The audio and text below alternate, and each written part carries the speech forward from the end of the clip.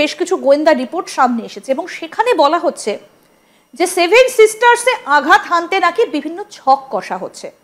পাকিস্তান এবং বাংলাদেশ একত্রেই ছক কষছে।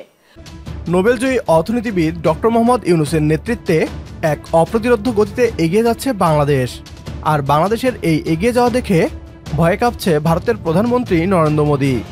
যে বাংলাদেশকে ভারত তাদের একটা অঘোষিত রাজ্য বানিয়ে রেখেছিল, সেই বাংলাদেশ আজ চোখ রাঙাচ্ছে তাদের। ডক্টর ইউনূসের কৌশলের ধাক্কায় কেঁপে উঠেছে নরেন্দ্র মোদীর গদি। 17 বছরের শাসন এবং শোষণের নাগপাশ ভেঙে বাংলাদেশের নতুন জাগরণ। হাজারো বুকের তাজা রক্ত ঢালার স্বাধীনতা এখন লাল সূর্য হয়ে হাসছে বাংলার আকাশে। লাল সবুজের এই দেশ এখন মাথা উঁচু করে এগিয়ে যাচ্ছে, রুখে দিচ্ছে ভারতীয় আগ্রাসন। বাংলাদেশকে নিয়ে হম্বিতম্বি করা ভারত এখন নিজেই সেভেন সিস্টার্স ইস্যুতে ভয়ে আছে বাংলাদেশকে নিয়ে। তাদের কাছে নাকি ভয়ঙ্কর গোয়েন্দা রিপোর্ট আছে, যেখানে বলা হচ্ছে যুদ্ধে সেভেন সিস্টার্স দখল করে নিবে পাক বাংলাদেশ সেনাবাহিনী। এ নিয়ে কি বলছে ভারতীয় পশ্চিমবাংলার মিডিয়া, আসুন তা দেখি। গত কয়েকদিন ধরে আমরা যে পরিস্থিতি লক্ষ্য করছি, অর্থাৎ পেহেলগামের ইসলামী জেহাদিরা যেভাবে হামলা চালিয়েছে, তারপরে এখন একটাই প্রশ্ন গোটা বিশ্বে ঘোরাফেরা করছে যে ভারত কিভাবে এর বদলা দেবে। কারণ প্রত্যেকটা ভারতবাসী এই মুহূর্তে দাঁড়িয়ে বদলা চাইছেন। তবে এরই মধ্যে খুব দ্রুত কিন্তু প্রেক্ষাপটটা বদলে যাচ্ছে। বাংলাদেশের সঙ্গে একটা লিঙ্ক খোঁজার একটা চেষ্টা যেমন চলছে, তেমনি বেশ কিছু তথ্য আপডেট কিন্তু উঠে আসছে। কারণ ইতিমধ্যেই বিশেষজ্ঞরা বলছেন যে যেভাবে বাংলাদেশ থেকে ছাত্রদের বা তরুণদের পাঠিয়ে দেওয়া হচ্ছে পাকিস্তানে, সেখান থেকেই কিন্তু একটা বাংলাদেশ যোগ স্পষ্ট হচ্ছে। অন্যদিকে বাংলাদেশের উপদেষ্টা আসিফ নজরুল, তিনি আবার বাংলাদেশের লস্করি তৈবার যিনি প্রধান, তার সঙ্গে ঠিক এই পেহেলগামে হামলার পরের দিনই বৈঠক করেছেন, দেখা করেছেন। একটা ছবি বিভিন্ন জায়গাতে ভাইরাল হয়েছে। মিজোরামে একটা বড় কিছু ঘটতে পারে সেই রকম ইঙ্গিত কিন্তু বিশেষজ্ঞরা আগেই দিয়ে রেখেছেন, সেই তথ্যও আপনাদের সামনে আমরা তুলে ধরেছি। কিন্তু এখন প্রশ্ন হচ্ছে, বেশ কিছু গোয়েন্দা রিপোর্ট, বাংলাদেশের তৈরি বেশ কিছু গোয়েন্দা রিপোর্ট সামনে এসেছে এবং সেখানে বলা হচ্ছে যে সেভেন সিস্টার্সে আঘাত হানতে নাকি বিভিন্ন ছক কষা হচ্ছে। কারা কষছে এই ছক? পাকিস্তান এবং বাংলাদেশ একত্রেই ছক কষছে। তাহলে কি বাংলাদেশ একেবারে পাকিস্তানের পক্ষ নিয়ে ভারতের বিরুদ্ধে যুদ্ধে অবতীর্ণ হলো? মিজোরামে কুকি চিনকে যেভাবে তৎপরতার সঙ্গে দেখা যাচ্ছে, সেই কুকি চিন বাংলাদেশ সেনাবাহিনীর হাতে তৈরি। একসময় বাংলাদেশ সেনাবাহিনী এই কুকি চিনকে অস্ত্র দিয়েছে, এদের তৈরি করেছে। এখন সরকারেরই চিন্তার কারণ হয়ে দাঁড়িয়েছে সেটা।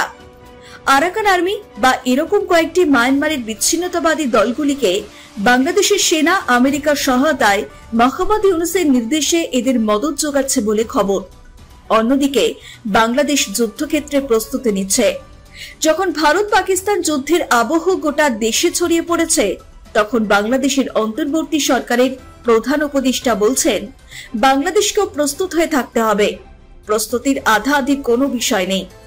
এমন পরিস্থিতিতে বাংলাদেশ প্রস্তুতি না নিলে সেটা আত্মঘাতী সিদ্ধান্ত হবে বলে জানান তিনি।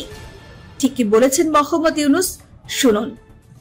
এই পরিস্থিতির মধ্যে প্রস্তুতি না নেওয়াটা আত্মঘাতী,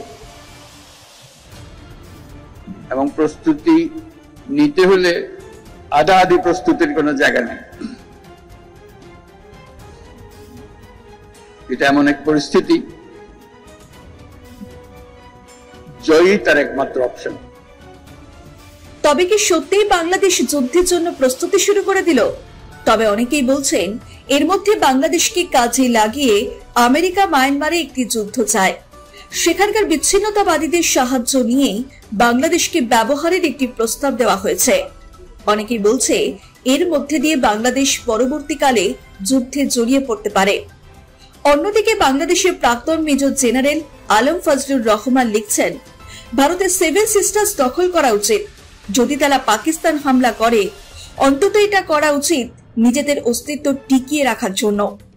বাংলাদেশ ভারতে হামলা করার কোনো ষড়যন্ত্র কিংবা ছক কষছে না, বরং আমাদের স্বাধীনতা ও সার্বভৌমত্ব রক্ষায় সামরিক সক্ষমতা বৃদ্ধি করছি। এতে যদি ভারতের গা জ্বলে তাহলে আমাদের করার কিছু নেই। ভারতকে আর এক চুলো ছাড় নয়। এখন সারা বিশ্বের বুকে জাগ্রত জনতার বাংলাদেশ এক নতুন বিস্ময়। এই বাংলাদেশ শান্তি চায়। তবে তার মানে এই নয় যে 24-এর সংগ্রামের বাংলাদেশ দাঙ্গাবাজ ও অশান্তিকামীদের দুয়ারে মিনমিন করবে। এই বাংলাদেশ সকল অন্যায়ের বিরুদ্ধে সোচ্চার। পাকিস্তানের তাড়া খেয়ে এখন ভারত ঢাকাতেই দেখছে সব আতঙ্কের ভূত, কিন্তু আসল ভূতটা তো দিল্লির মাথায়। অসুস্থ মগজে তারা সবাইকে অসুখী দেখতে চায়, তবে তাদের এই চাওয়া কখনোই পূরণ হবে না। উল্টো ভারত এই উপমহাদেশে দিন দিন একা হয়ে যাবে। একমত হলে কমেন্ট বক্সে ইয়েস লিখে জানিয়ে দিন আমাদের। সেই সাথে ভিডিও শেয়ার করে দেখার সুযোগ করে দিন আপনার বন্ধুদের। পরবর্তী ভিডিও দেখার আমন্ত্রণ জানিয়ে বিদায় নিচ্ছি আজ। আল্লাহ হাফেজ।